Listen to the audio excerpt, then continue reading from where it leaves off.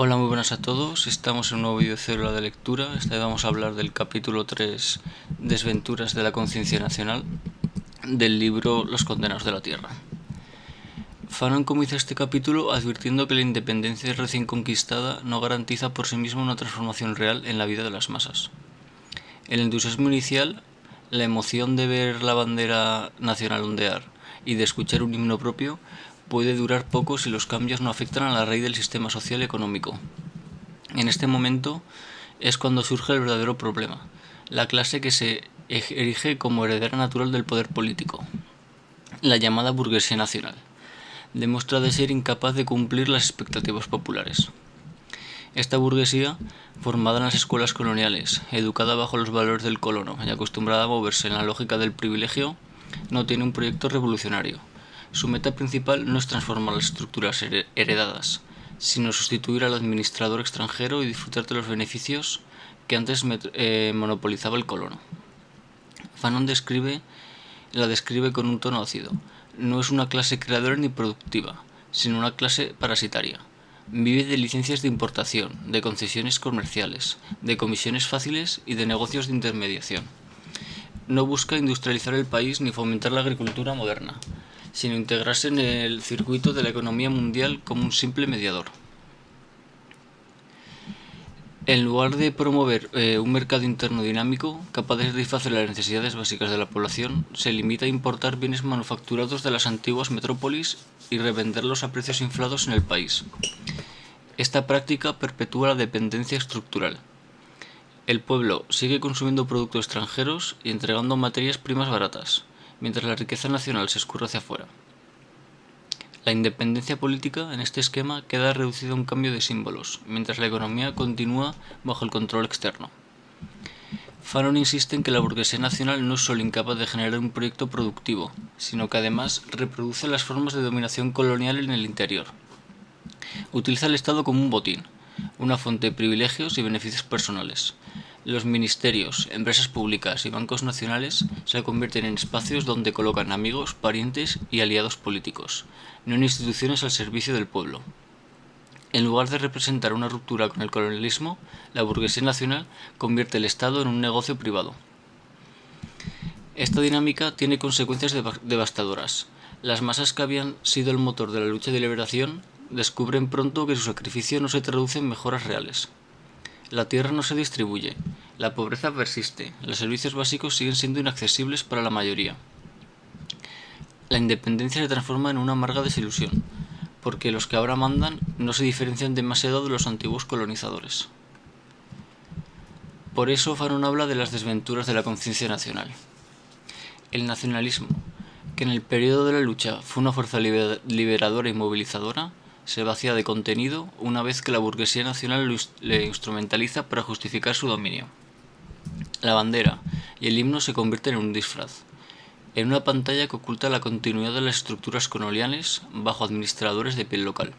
La nación, en vez de encarnar la voluntad de las masas, pasa a ser un instrumento de una élite. Tras analizar el carácter parasitario de la burguesía nacional, Fanon señala otro defecto inmediato de esta lógica: la fractura creciente entre ciudad y campo. Durante la lucha de liberación, los campesinos habían sido el motor principal de la resistencia, ofreciendo combatientes, refugio, alimentos e información. La guerra no se ganó en las capitales, sino en las aldeas y montañas, donde el pueblo soportó la represión más dura. Sin embargo, tras la independencia son precisamente esos campesinos quienes vuelven a ser marginados.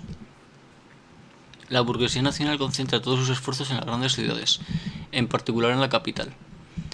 Allí invierte los recursos públicos, construye edificios administrativos, hoteles de lujo y avenidas modernas que exhiben ante el mundo como una imagen de progreso. La ciudad se convierte en escaparate de la nueva nación, limpia, iluminada, con símbolos de modernidad pensados para impresionar a diplomáticos y turistas.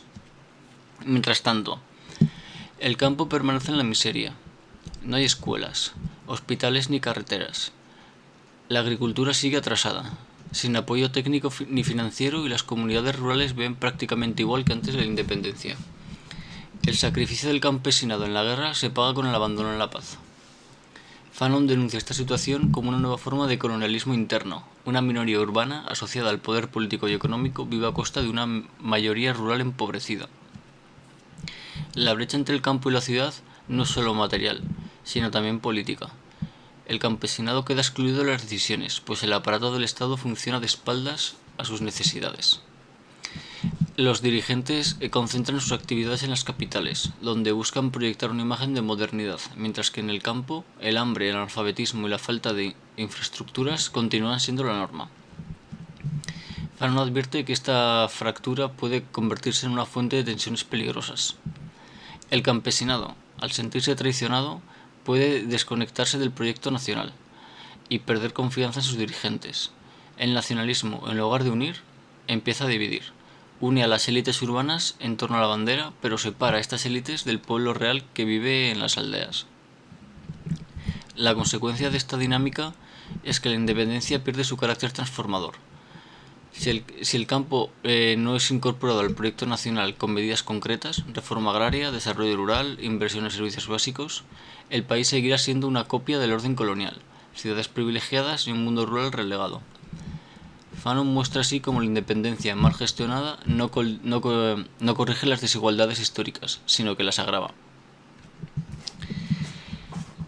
Fanon señala que la burguesía nacional no solo convierte al Estado en un negocio privado, sino que también transforma la vida política en un mecanismo para perpetuar su dominio.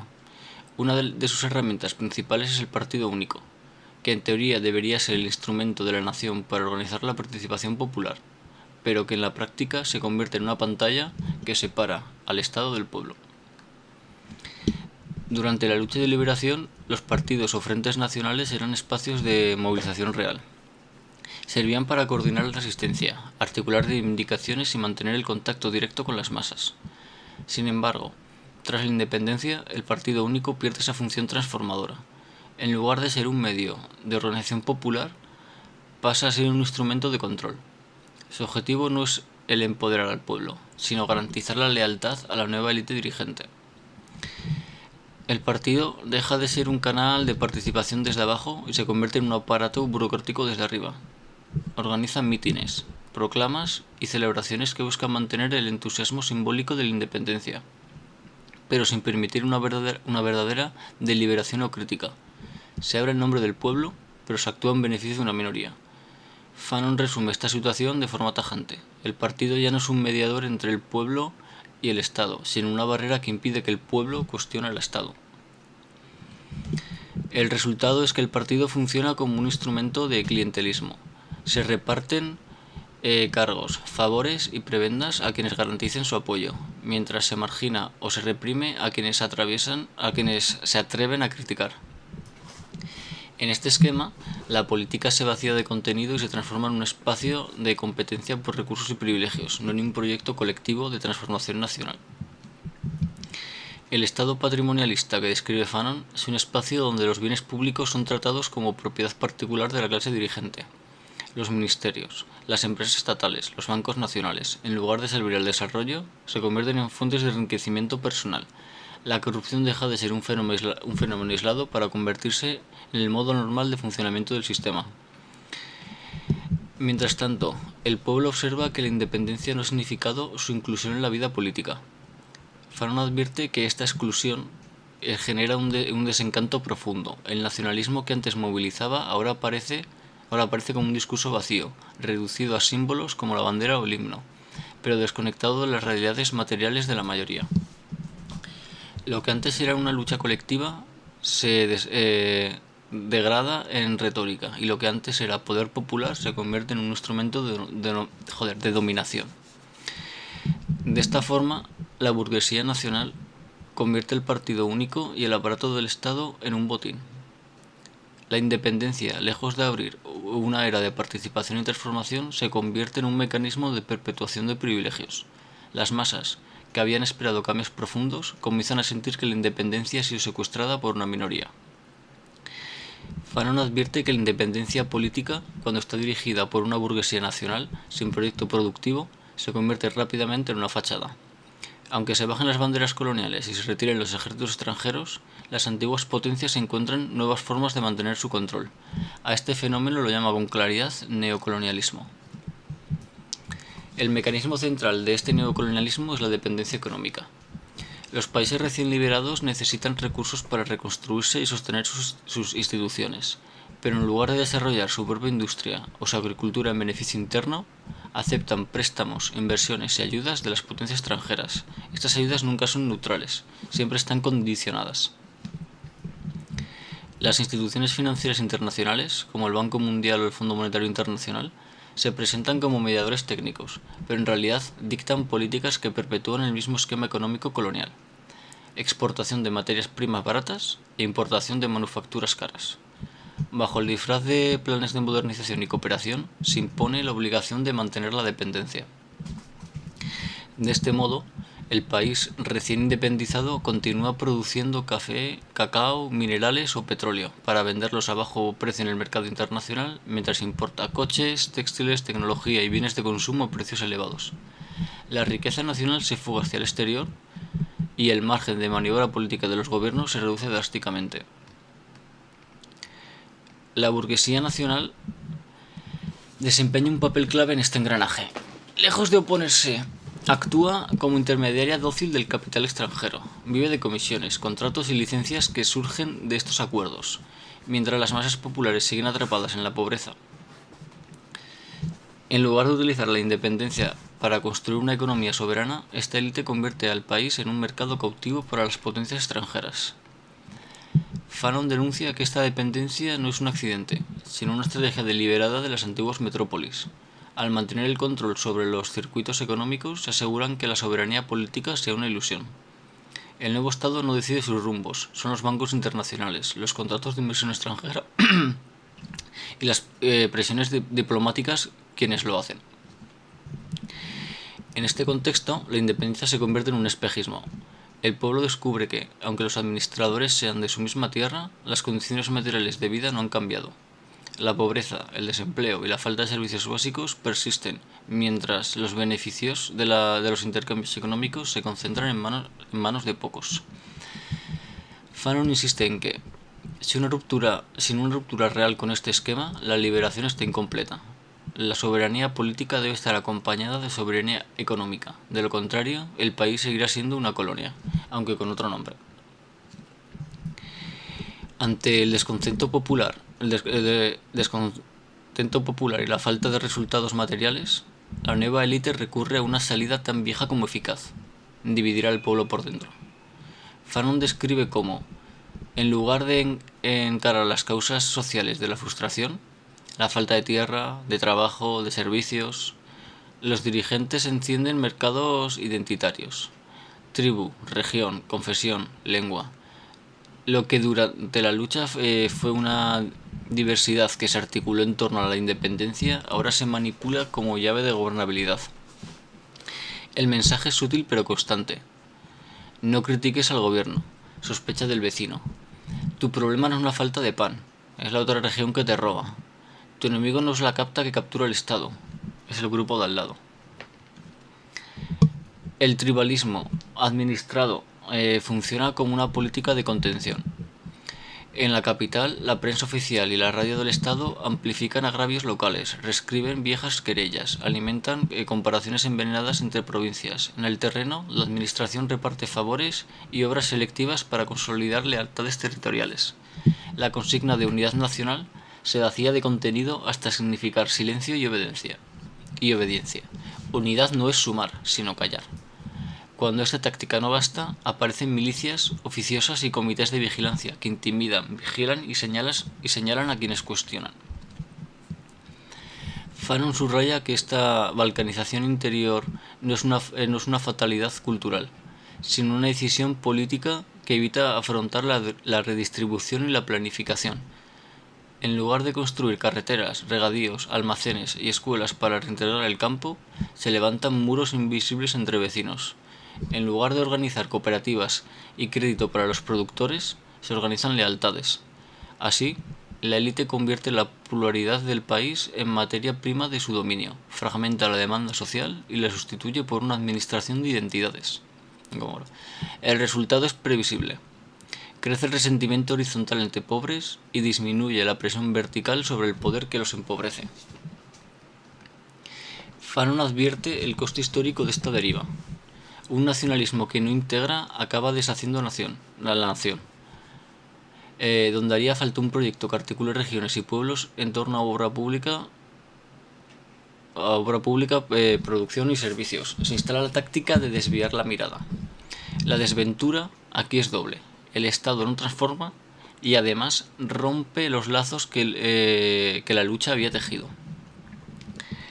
Cuando el partido se vuelve pantalla y el país se gobierna desde la capital para la capital, emerge otra pieza del dispositivo, el culto al jefe. La figura del líder se presenta como garante de la unidad y como sustituto de las instituciones que ya no funcionan. Su retrato preside escuelas, oficinas y plazas. Sus discursos ocupan horas de radio y televisión. Sus giras se convierten en rituales que sustituyen deliberación por ovación. Fanon explica que esta centralidad personal es la forma política de una realidad material. Al no haber proyecto de transformación, el régimen se sostiene en lealtades a un hombre antes que en vínculos con un pueblo. El siguiente paso es el cierre del espacio público. La crítica se confunde con traición, la oposición con sabotaje, la protesta con desorden. Los periódicos independientes desaparecen o son asfixiados. Los sindicatos son cooptados o disciplinados. Las asociaciones vecinales se integran en la órbita del partido. Lo que durante la lucha fue diversidad organizada, ahora se reduce a monólogo. Fanon insiste en que esta sofocación no es un exceso pasajero, es la condición para que la burguesía nacional siga administrando el Estado como botín sin rendir cuentas. En ese clima, el ejército corre el riesgo de convertirse en árbitro. Sin control civil ni politización popular, lo que fue fuerza de liberación deviene en casta. Se separa de la sociedad, controla la calle, intimida y, llegado el caso, decide. Aparecen guardias presidenciales, servicios de seguridad paralelos y zonas vedadas del Estado donde no entra ninguna ley común. Fanon no demoniza al soldado, señala el peligro estructural. Si la política se vacía y la economía no integra, el orden pasa a ser un fin en sí mismo, y el uniforme sustituye a la agenda pública. La juventud también paga este viraje. En lugar de educación técnica, trabajo productivo y participación real, se la canaliza hacia juventudes del partido o queda a la deriva entre sociedad y microclientelas. Sin un horizonte de servicio y aprendizaje, su energía se diluye o se usa como aparato de propaganda. Fanon es tajante. Una independencia que no politiza la juventud ni la convoca a tareas concretas, salud, alfabetización, obras, producción, es una independencia que se agota. Frente a este cuadro, el antídoto de Fanon es nítido y práctico. Abrir el espacio público, someter el mando a control civil, desmilitarizar la vida política, instituir mecanismos de rendición de cuentas y rotación de cargos, formar políticamente a la población y asignar tareas productivas visibles a ejército y juventud, hacer puentes, pozos, caminos, campañas sanitarias. No es una estética de la participación, es un diseño institucional para impedir que el Estado se cierre sobre sí mismo. En lo económico, la ausencia de un proyecto productivo se traduce en una apuesta por lo fácil y vistoso. Comercio de importación, servicios administrativos, turismo, espectáculos y negocios de concesiones que se reparten en rentas en lugar de crear riqueza. La capital luce hoteles, avenidas y centros de conferencias. Parece que el país prospera, pero esa prosperidad es superficial y concentrada. No nacen industrias capaces de transformar materias locales. No se organizan cadenas de valor que unan al producto rural con un mercado interno robusto. No se fortalece la formación técnica. El país se vende como escaparate y no se construye como casa. Así, la independencia se mide en ocupación hotelera y no en hectáreas irrigadas, en congresos internacionales y no en fábricas en marcha, en consumo importado y no en talleres y cooperativas que sostengan salarios. Ese desarrollo de servicios puede complementar pero nunca sustituir una base productiva propia. Si se le convierte en eje, deja al pueblo a merced de modas, temporadas y precios externos, mientras la élite gestiona licencias y concesiones como si el Estado fuera su negocio. Por eso Fanon no pide milagros, sino un cambio de sentido en la organización política. El partido y el Estado deben dejar de mandar desde arriba para volver a respirar desde abajo. La relación correcta no es cima-base, sino base-cima, cima-base. Es decir, las iniciativas nacen en barrios, en fábricas y aldeas, se articulan en niveles superiores y regresan como decisiones discutidas y verificables. Esa circulación exige instrumentos concretos, células abiertas y estables en lugares de trabajo y de vida, asambleas periódicas con derecho a preguntar y rectificar, presupuestos explicados con números claros y cronogramas visibles, comités de obras con participación vecinal que fiscalicen plazos y calidad, mecanismos de revocatoria cuando un representante no cumple, rotación de cargos para evitar feudos y una prensa que informe, que no aplauda. Politizar significa enseñar a leer cuentas públicas, a formular demandas medibles, a distinguir promesas de resultados. Solo así el partido deja de ser pantalla y vuelve a ser herramienta. Solo así el Estado deja de ser botín y vuelve a ser servicio. Con esta organización viva, las salidas materiales dejan de ser consigna y se vuelven plan. La prioridad es integrar al campo. Caminos vecinales que conecten mercados, sistemas de agua y riego, almacenes públicos que estabilicen precios, crédito barato y asistencia técnica para el pequeño productor, compras estatales que aseguren salidas a cosechas y manufacturas locales. A la vez, agroindustria donde haya materias primas, molinos, lácteos, conservas, fibras, aceites, y pequeña y mediana industria para sustituir importaciones esenciales, alimentos básicos, vestimenta, materiales de construcción, repuestos, formación técnica para juventud y mujeres, logística pública que abarate transporte y una banca de desarrollo que premie producir y no importar lujo. Transparencia radical, contratos publicados, licitaciones abiertas, declaraciones patrimoniales y conflicto de intereses. Sanción real al enriquecimiento ilícito.